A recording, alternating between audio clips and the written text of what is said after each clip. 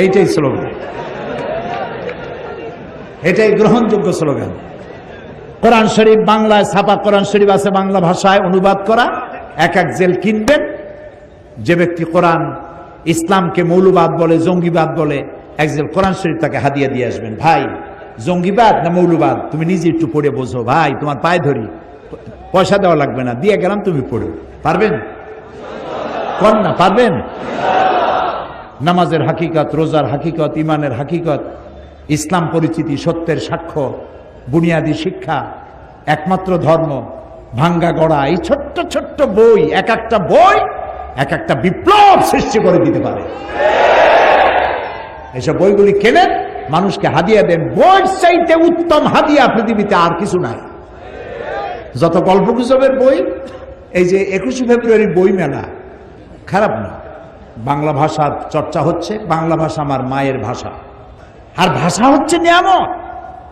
ওমিন আয়াতিহি ইখতিলাফে আলসিনাতিকুম ওয়া আলওয়ানুকুম।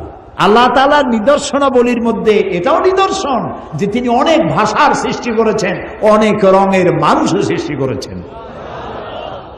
সৈয়দ মুজতবা আলী, বাড়ি বোধহয় মৌলভীবাজারে, মারা গেছেন।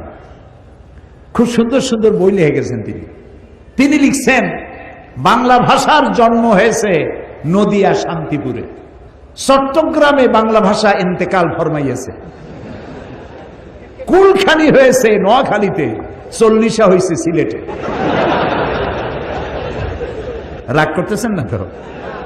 আপনাদের লোকেরা লিখছে, আমি লিখি না। সৈয়দ মুজতবা আলীর লেখা। বাংলা ভাষা আমার মায়ের ভাষা, আমি গর্ব করতে পারি আমার ভাষা পৃথিবীর আরবির পরেই আমার কাছে সব থেকে বেশি মর্যাদার ভাষা আমার মায়ের ভাষা, বাংলা ভাষা।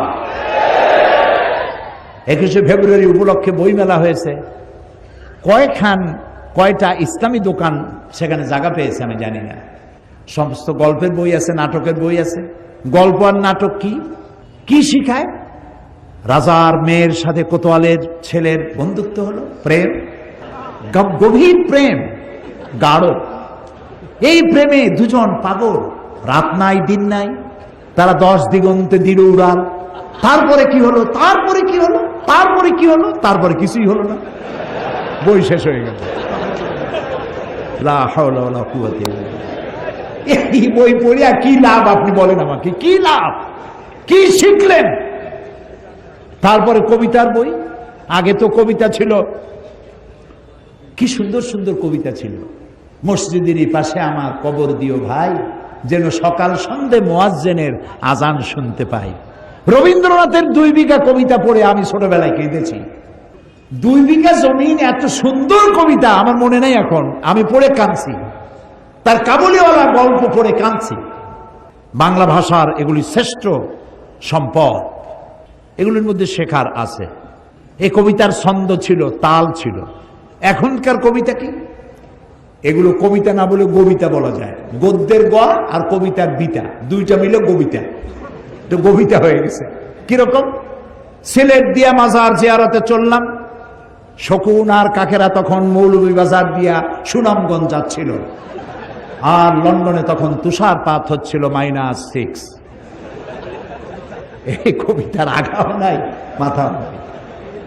এইসব বই বিক্রি হচ্ছে, দেধারসে বিক্রি হচ্ছে। প্রিয় ভাই সব, কোরআন পড়েন, হাদিস পড়েন, ইসলামী সাহিত্য পড়েন, ইতিহাস পড়েন, ভূগোল পড়েন, বিজ্ঞান পড়েন, জ্ঞানকে সমৃদ্ধ করেন। গল্প নাটক আপনাকে কিচ্ছু শিখাবে না। আপনাকে শেখাবে ইতিহাস, শিখাবে ভূগোল, শিখাবে সংস্কৃতি, শিখাবে আপনাকে নতুন প্রযুক্তি, শিখাবে কম্পিউটার, ইমেইল, ইন্টারনেট, ওয়েবসাইট। এগুলি আপনাকে শেখাবে, শিক্ষা দেবে গোটা দুনিয়া।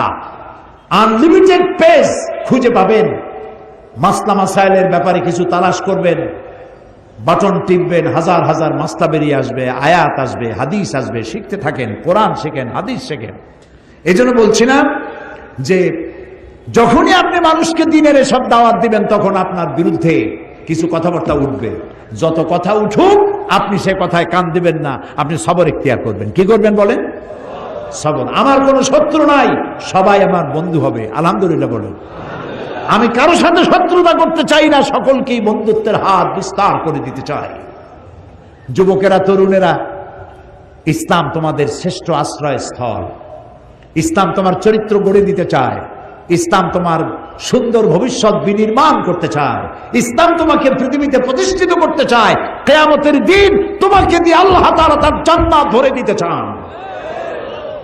ফিরে এসো যুবকেরা, তরুণেরা, ফিরে এসো।